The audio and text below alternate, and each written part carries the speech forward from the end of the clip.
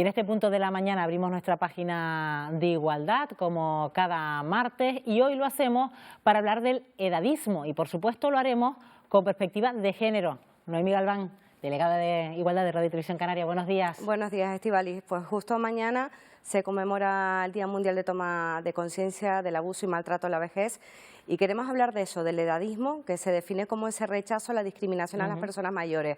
Cuanto más si encima, además, añadimos esa intersección de género que cruza toda la realidad. Para ello, vamos a saludar a Isabel Martínez.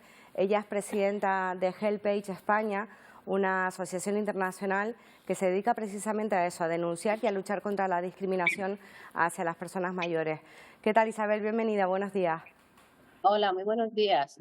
Encantada. Igualmente, encantada de saludarla. Isabel, como bien decía, tenemos que introducir esa interseccionalidad que se define como esas circunstancias que cruzan, como puede ser el factor edad, factor raza, y en este caso hablamos de edadismo, pero también del factor de perspectiva de género, ¿no?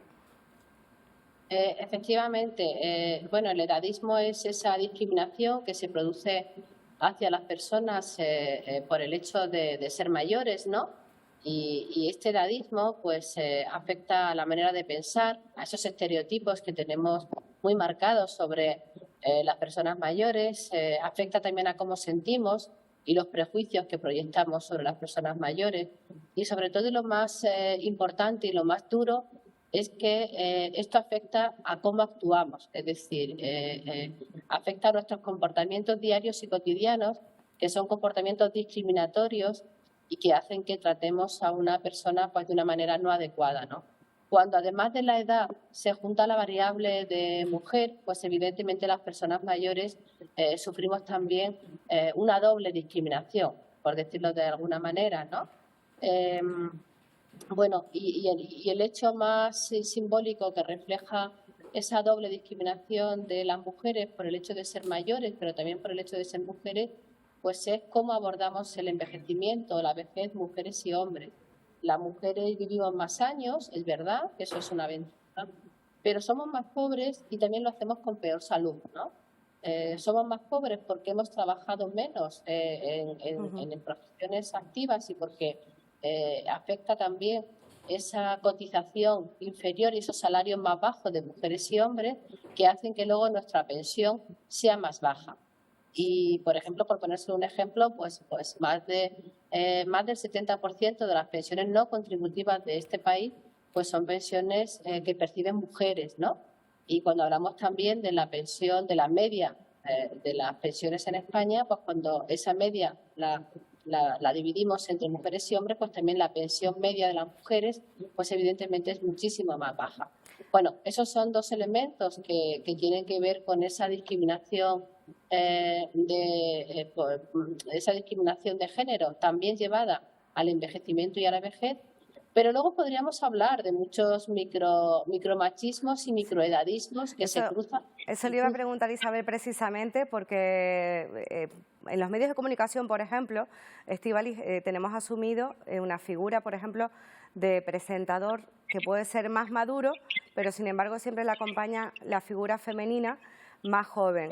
El hombre maduro o madura y la mujer envejece. E incluso en la cuestión de estereotipos como las canas. La cana a un hombre lo hace interesante y sin embargo a la mujer hay un estereotipo de dejadez. Efectivamente, yo creo que el machismo y el edadismo se percibe desde desde las cosas grandes hasta las cosas micros, hasta los comportamientos y las actitudes micro. En la industria cinematográfica y en los medios de comunicación, pues eso es muy visible. Es decir, los hombres efectivamente cuando envejecen pues se les considera interesantes, ¿no? Y las mujeres, en cambio, cuyo estereotipo está ligado siempre y valor al ideal de belleza, todo eso tiene que ver también con ese ideal de belleza que tenemos asociado al valor de las mujeres, ¿no? Y parece que las mujeres cuando perdemos ese don de la belleza parece que hemos perdido nuestra capacidad de visualización y de liderazgo en ámbitos de la cultura, en ámbitos de la cinematografía, en ámbitos de los medios de comunicación, como si nuestra presencia o participación en el cine o en los medios solo fuera por nuestra belleza, ¿no? Y parece como que lo viejo ya no vale, lo viejo es feo, lo viejo no sirve, ¿no?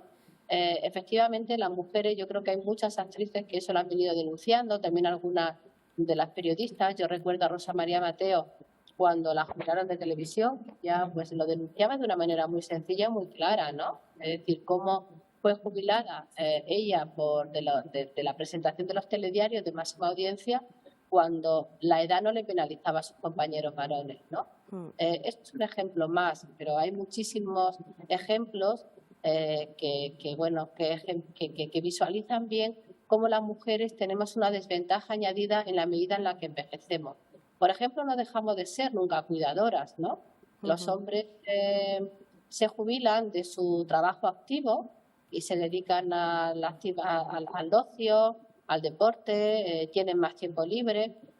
Las mujeres se jubilan de su trabajo remunerado, de su trabajo activo, y nunca dejan de ser cuidadoras, y nunca dejan de ser las responsables de la casa, y nunca dejan de ser las responsables de las tareas domésticas, y nunca dejan de ser las responsables de que el frigorífico siempre esté lleno, ¿no? Es decir, la manera en la que se aborda el envejecimiento, y eso tiene que ver también con la calidad de vida y con el bienestar de hombres y mujeres, pues también penaliza a las mujeres por esa discriminación, por ese machismo que venimos acarreando. Me imagino que a día de hoy no sé si habrá una toma de conciencia por parte de la mujer adulta, mayor, ante este tipo de situaciones, o siguen normalizando esta situación, por ejemplo, la que usted decía, la de seguir ejerciendo de cuidadoras, por ejemplo. Pues ese es un problema que en España no está suficientemente denunciado y sobre todo no se toman suficientes medidas. Cuando, por ejemplo, ahora hemos tenido unos años de crisis en los que los recursos públicos en la ley de la dependencia han sido muy escasos, en los que el derecho a una plaza residencial ha estado pues muy difícil y realmente se otorgaban plazas solo a situaciones de personas que están en una situación prácticamente de desamparo. Nunca se tiene en cuenta este dato, ¿no? Parece como si el hecho de que haya una mujer en el entorno familiar, aunque esa mujer sea mayor y también requiera de cuidados, digamos que evita de esa situación, de ese concepto de vulnerabilidad a las personas de su entorno, ¿no? Isabel, disculpe la pregunta porque nos queda poquito tiempo y creo que es importante también incidir en una cuestión, que es que las mujeres mayores, lo hemos sabido hace muy poco además a través de un estudio que hizo la Universidad de La Laguna para el Cabildo de Tenerife, son más vulnerables también a la violencia de género. De hecho, el psicólogo forense Miguel Lorente, el que fuera delegado del Gobierno contra la Violencia de Género, publicó un libro que se llama Mi marido me pega, lo normal. Y ahí apuntaba la normalización que hacen estas mujeres mayores de la violencia, ¿no? Y esa violencia de bajo impacto que han normalizado durante décadas. Pues sí, efectivamente. Estamos ante el 15 de junio, un día muy importante para denunciar, que es el Día Mundial de Toma de Conciencia del Abuso y el Maltrato a la Vejez. Y en este contexto de denunciar el maltrato que se produce en la vejez, también hay que denunciar la violencia de género como una situación también lamentablemente demasiado cotidiana. Hay muchas mujeres que logran salir del círculo de la violencia, pero mujeres que no son capaces de salir de ese círculo de la violencia porque lo tienen interiorizado y aceptado y se han resignado ya en su vida cotidiana. Y por eso, aunque nos alarme, vemos cómo ha habido víctimas mortales este año de agresores que son que tienen más de 80 años y personas mayores que a pesar de su edad, pues evidentemente no han cejado en su empeño incluso de acabar con la vida de su pareja. Esto es muy duro porque vivir una situación de maltrato, los forenses lo explican muy bien, es vivir en una situación de tortura. Imagínense ustedes una vida en la que has sido torturada durante todo el tiempo de manera cotidiana y en tu ámbito más íntimo y más privado, que es tu familia y tu entorno familiar. Hay que acabar con la violencia de género y también hacer acciones que sensibilicen y conciencien a las mujeres mayores, ¿vale? Y las acciones y las campañas de las administraciones públicas también tienen que poner el acento en las mujeres y en las personas mayores, porque son probablemente quienes menos herramientas para salir de ese círculo de la violencia tienen. Y hay que también ayudar. Tenemos que ir terminando, Isabel, y es fundamental eso que estaba apuntando. contar, por ejemplo, Estíbaliz, con más campañas que vayan a las zonas donde hay mujeres mayores, centros de salud, las oficinas de servicios sociales municipales, centros de mayores, donde puedan esas mujeres identificar esas señales, aprender a identificarlas, lo que no han hecho. Isabel Martínez, presidenta de Helpage España, mil gracias por acompañarnos y ayudarnos también a hablar de esta conmemoración del edadismo y añadir la necesaria perspectiva de género. Buenos días, muchas gracias. Muchas gracias a ustedes, buen día. Buen día. Yo que vaya, que me dio un ataque de tos a mí ahora. El edadismo No, afecta. Gracias. Hasta la próxima semana, Vaya. Estíbaliz.